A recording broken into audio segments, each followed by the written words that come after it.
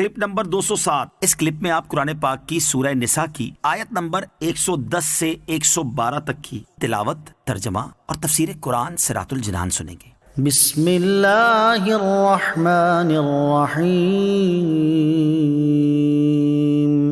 ترجمہ: اللہ کے نام سے شروع جو نہایت مہربان رحمت والا ہے۔ وَمَن يَعْمَلْ سُوءًا أَوْ يَظْلِمْ نَفْسَهُ ثُمَّ يَسْتَغْفِرِ اللَّهَ يَجِدِ اللَّهَ غَفُورًا رَّحِيمًا وَمَن يَكْسِبْ إِثْمًا فَإِنَّمَا يَكْسِبُهُ عَلَى نَفْسِهِ وَكَانَ اللَّهُ عَلِيمًا حَكِيمًا وَمَن يَكْسِبْ خَطِيئَةً أَوْ إِثْمًا ثُمَّ يَرْمِ بِهِ بَرِيئًا فَقَدِ احْتَمَلَ بُهْتَانًا وَإِثْمًا مُبِينًا۔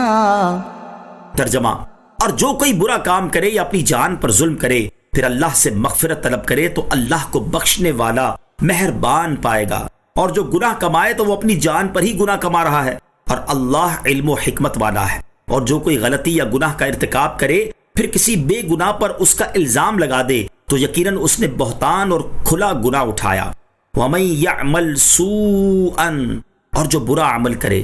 اس آیت اور اس کے بعد والی 2 آیات میں 3 چیزیں بیان فرمائی گئیں۔ پہلی یہ کہ جو شخص کوئی برا عمل کرے یا اپنی جان پر ظلم کرے پھر اللہ عز و جل سے معافی کا طلبگار ہو اور سچی توبہ کرے اور اس کے تقاضوں کو پورا کرے تو وہ اللہ عز و جل کو غفور و رحیم پائے گا۔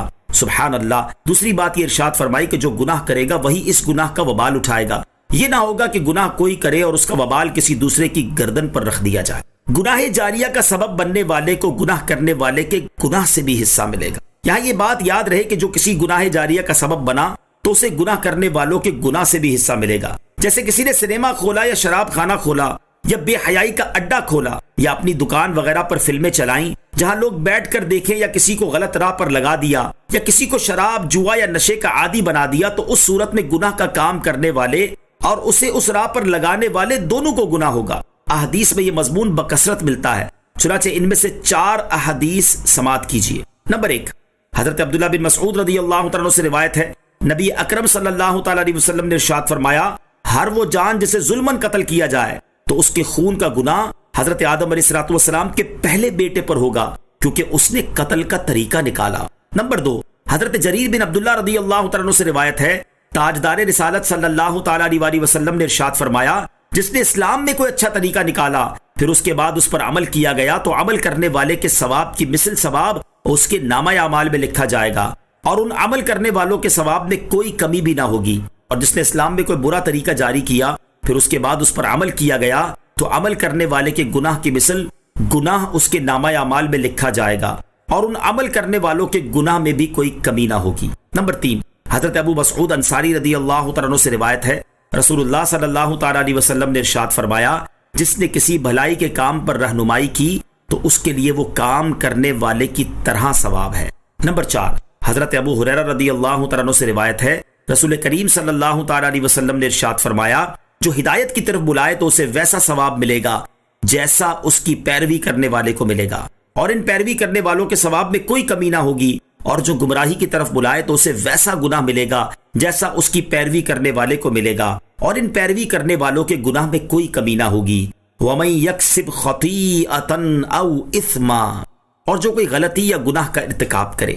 اس آیت میں تیسری بات ارشاد فرمائی گئی کہ جس نے کسی بے گناہ پر الزام لگایا تو اس نے بہتان اور بہت بڑے گناہ کا بوجھ اٹھایا۔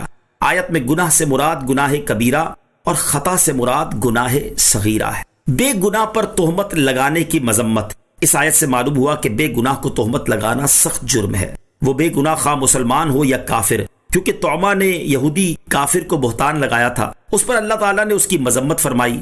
احادیث میں بھی بے گناہ پر تہمت لگانے کی وعیدیں بیان کی گئی ہیں، چنانچہ حضرت ابو درداء رضی اللہ تعالیٰ عنہ سے روایت ہے، حضور پر نور صلی اللہ تعالیٰ علیہ وسلم نے ارشاد فرمایا، جس نے کسی کی کوئی ایسی بات ذکر کی جو اس میں نہیں تاکہ اس کے ذریعے اس کو عیب زدہ کرے تو اللہ عز و جل اسے جہنم میں قید کر دے گا، یہاں تک کہ وہ اپنی کہی ہوئی بات ثابت کرے۔ اس سے مراد یہ ہے کہ وہ طویل عرصے تک عذاب میں مبتلا رہے گا۔ حضرت عمر بن عاص رضی اللہ تعالیٰ عنہ سے روایت ہے، نبی اکرم صلی اللہ تعالیٰ علیہ وسلم نے ارشاد فرمایا، جس مرد یا عورت نے اپنی لونڈی کو اے زانیہ کہا جبکہ اس کے زنا سے آگاہ نہ ہو، تو قیامت کے دن وہ لونڈی انہیں کوڑے لگائے گی، کیونکہ دنیا میں ان کے لیے کوئی حد نہیں۔ اسلام کا اعلیٰ اخلاقی اصول، اس آیت سے ایک تو کسی پر بہتان لگانے کا حرام ہونا واضح ہوا، اور دوسرا اسلام کے اعلیٰ اخلاقی اصولوں کا علم ہوا کہ اسلام میں انسانی حقوق کا کس قدر پاس اور لحاظ ہے، حتیٰ کہ کافر تک کے حقوق اسلام میں بیان کیے گئے ہیں۔ یہ واقعہ اور آیات مبارکہ کفار کے سامنے پیش کرنے کی ہیں کہ دیکھو اسلام کی تعلیمات کتنی حسین اور عمدہ ہیں۔